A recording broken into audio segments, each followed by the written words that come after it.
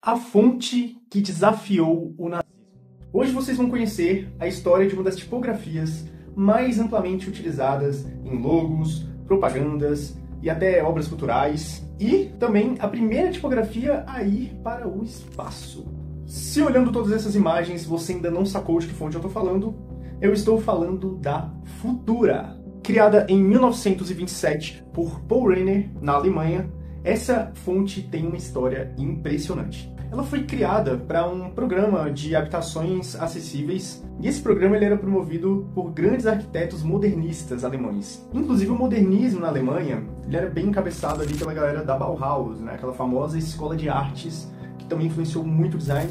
Posso até fazer conteúdos futuros sobre isso aqui depois. E o Paul Renner também era muito influenciado pela Bauhaus, né? Ele seguia os mesmos princípios que a Bauhaus tinha. 1. A forma deve seguir a função. 2. A produção deve ser de custo baixo e também tem que ser rápida. E 3. O bom design é acessível. E com esses 3 ingredientes secretos, nasce essa fonte aí que exala a essência do modernismo alemão. Porém, em 1933, Hitler toma o poder na Alemanha. E o conservadorismo rejeita, completamente o modernismo, e além de fechar a Bauhaus, mandaram fechar a Bauhaus logo já em 1933, e instituir a fonte Fraktur como a verdadeira fonte do povo alemão, eles mandaram prender o Paul Renner.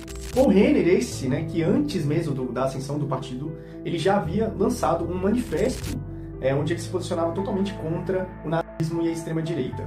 Mais tarde, Paul Renner consegue se exilar na Suíça, e a fonte Futura já havia se espalhado completamente pelo mundo, como uma erva daninha do modernismo que era tão rejeitado pela Alemanha nazista. Para vocês terem noção do quanto foi bizarra essa época, em 1941, o Partido Nazista proibiu o uso da fonte Fraktur, porque ela supostamente lembrava muito a caligrafia do hebraico, usado pelos judeus. Sim, bizarro, bem delirante mesmo. E para piorar, eles adotaram um estilo de fonte de tipografia mais romana, que engloba ali, por exemplo, a Futura. Sim, o Partido Nazista usou a fonte Futura, feita por um opositor do partido, que foi preso pelo partido, em alguns documentos oficiais. Hoje, a fonte Futura é uma das fontes mais usadas no universo das marcas, propaganda, Cara, até no meio cultural ela é muito utilizada até hoje, mas a história dessa tipografia não acaba por aqui. Ainda tem muito mais